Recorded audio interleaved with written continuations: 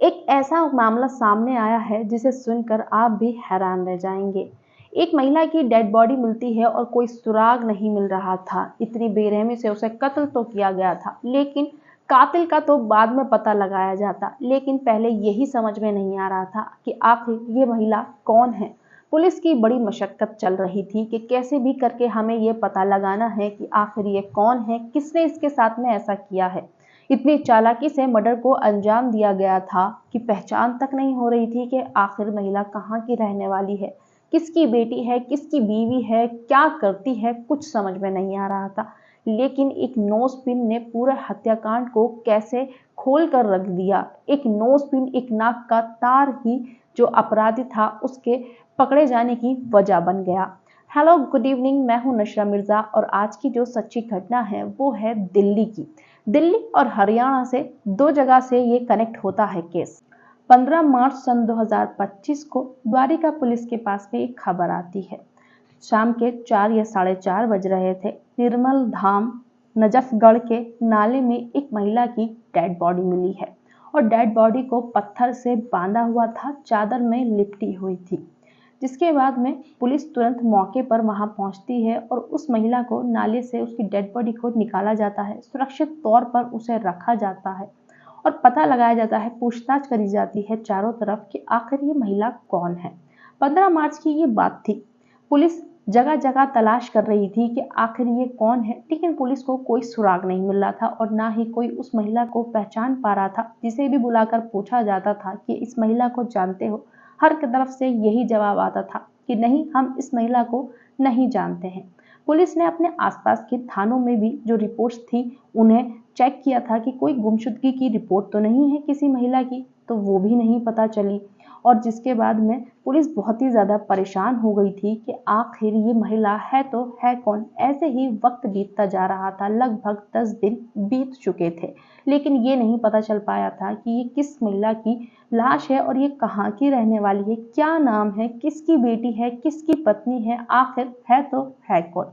लेकिन पुलिस भी इस केस में जुटी हुई थी कि कभी तो पता चलेगा कि आखिर कौन है। और पोस्टमार्टम के लिए उसकी डेड बॉडी को भेज दिया था। जब पोस्टमार्टम रिपोर्ट आई तो उसमें पता चला कि महिला का गला घोंटकर उसकी हत्या कर दी गई है और इस महिला को फिर नाले में डाल दिया गया है पत्थर से बांधकर, ताकि इसकी डेड बॉडी ऊपर ना आए। अब पुलिस के सबसे पहला सवाल तो यही था कि पहले ये पता चल जाए कि आखिर कौन है ये महिला। दूसरा सवाल फिर ये था कि इसका हत्यारा आखिर कौन है। जिसके बाद में पुलिस को एक ऐसा सुराग मिलता है जिससे किसी ने सोचा भी नहीं था कि ये पूरा हत्याकांड का खुलासा कर देगा। जो महिला ने नोजपिन पहनी थी वो काफी अच्छी नोजपिन थी, जिसे देख के ये अंदाजा लगाया जा सकता था कि काफी अच्छे स्टोर से ये खरीदी गई है। और अच्छे स्टोर से खरीदने का मतलब है कि बिल भी जरूर होगा और बिल होगा अभी भी वहां पर कि कौन लेके गया है, मतलब रिकॉर्ड होगा वहां पर। अब पुलिस को एक उम्मीद की किरण दिख रही थी इसी में कि शायद यहीं से पता चल जाए कि ये महिला कौन है। अब पुलिस उस नोजपिन को लेकर जगह जगह तलाश कर रही थी कि ये नोजपिन कहाँ से खरीदी गई है। फाइनली पुलिस पहुंचती है साउथ दिल्ली के एक आउटलेट स्टोर में। जब वहां पर पहुंचती है तो वहां पर उस नोजपिन को दिखाती है कि क्या ये आपके यहाँ से खरीदा गया है। तो वहां से जवाब आता है कि हाँ जी, हमारे यहाँ से खरीदा गया है। पुलिस के लिए वो राहत की सांस थी कि अब तो पता ही चल जाएगा कि आखिर ये जो महिला है कौन है। जिसके बाद में पता चलता है कि इस महिला का नाम सीमा सिंह था, जिसने ये चीज खरीदी थी, जिसने ये नोजपिन खरीदी थी। पुलिस वाले पूछते हैं कि कौन खरीदने आया था और इसका बिल। तो बिल पे पता चलता है नाम था अनिल कुमार का, एक व्यक्ति का उस पर नाम लिखा हुआ था जिसका नाम था अनिल कुमार, उसका नंबर था और थी। पुलिस उसे फोन करके फोन मिलाती है और पूछती है कि ये जो नोजपिन है ये तुमने खरीदी है। वो व्यक्ति कहता है कि हाँ, मैंने खरीदी है। कि किसके लिए खरीदी थी, कि अपनी पत्नी के लिए खरीदी थी। तो पुलिस उसको कहती है कि एक डेड बॉडी मिली है यहाँ पर हमें इस नाले में, ऐसे ऐसे, आप आकर एक बार देख लीजिए, क्या पता वो आपकी पत्नी हो। अब वो व्यक्ति दौड़ा दौड़ा वहां पर आता है और उस लाश को देखता है और कहता है कि सर नहीं, ये मेरी पत्नी नहीं है। अब पुलिस कहती है कि नोजपिन तो तुमने ही खरीदी थी, नोजपिन तो तुम्हारी ही है। तो वो कहता है मैंने अपनी पत्नी के लिए खरीदी थी और एक नोजपिन थोड़ी होती है। पुलिस कहती है कि लेकिन ये तो कहा गया है कि तुमने ये खरीदी है और ये नोजपिन उन्हीं स्टोर से खरीदी है, जिस स्टोर से खरीदी है उसका बिल भी तुम्हारे ही नाम पे है।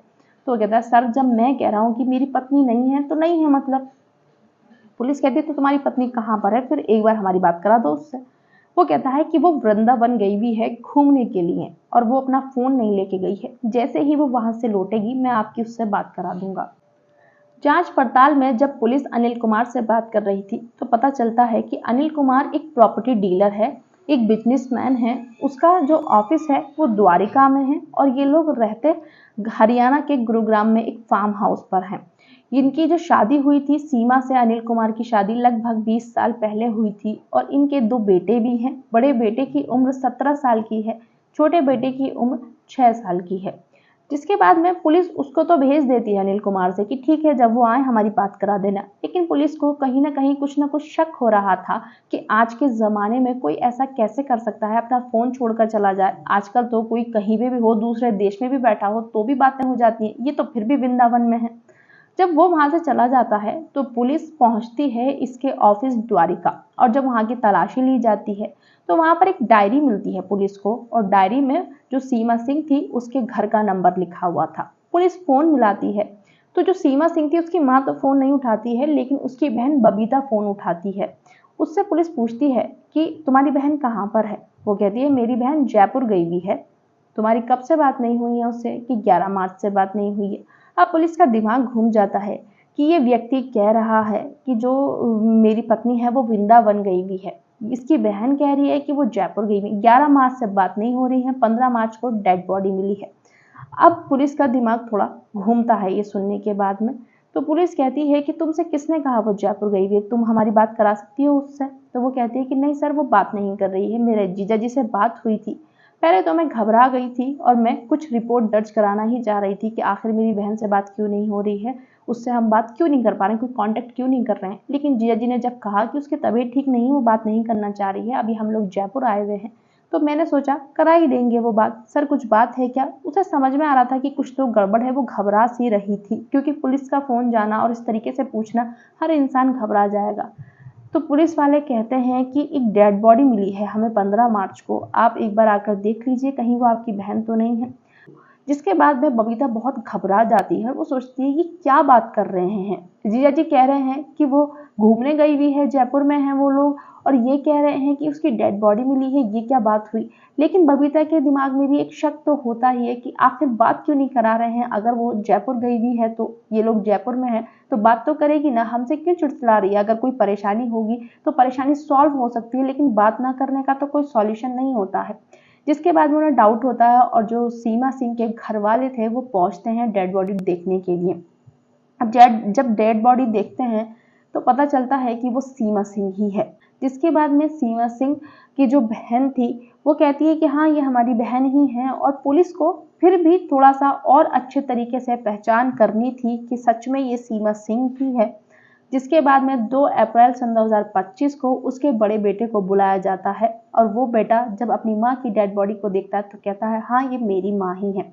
अब ये पुख्ता सबूत हो चुका था कि ये सीमा सिंह ही है, अनिल कुमार की वाइफ। लेकिन अनिल कुमार डिनाई क्यों कर रहा है? जिसके बाद में जो सीमा के घर वाले थे वो अनिल पर शक जताते हैं और कहते हैं कि सर जो इनकी कोठी है, सीमा जहाँ पर रहती है, वहां की चाबी या तो सीमा पर रहा करती थी या फिर अनिल कुमार पर। अब वहां से एक और खुलासा होता है कि जो अनिल कुमार है वो तो फार्म हाउस गुरुग्राम में रहता है, फिर सीमा की कोठी।